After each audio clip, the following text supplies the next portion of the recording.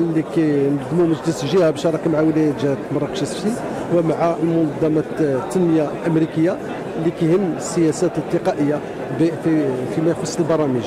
واللي الهم ديالو هو انه ما يبقاش كل واحد كيشتغل بوحده، وهو انه نشوفوا كيفاش يكون سياسه تقائيه اللي كتجمع جميع المتدخلين في برنامج واحد، وهذا يدخل في اطار تنزيل لا تمركز اداري وفي اطار الجهويه المتقدمه. شكرا. قرار الوكاله الامريكيه للتنميه الدوليه بالمغرب. اللقاء ديال اليوم ياتي في اطار برنامج التنميه السوسيو اقتصاديه الدامجه بجهه مراكش اسفي، برنامج ممول من طرف الوكاله الامريكيه للتنميه الدوليه ومنفذ من طرف ديلوات الى جانب او بشراكه مع جامعه محمد السادس متعدده التخصصات ومؤسسه اناكتوس. برنامج يمتد على 5 سنوات بغلاف مالي تقريبا يناهز 18 مليون دولار.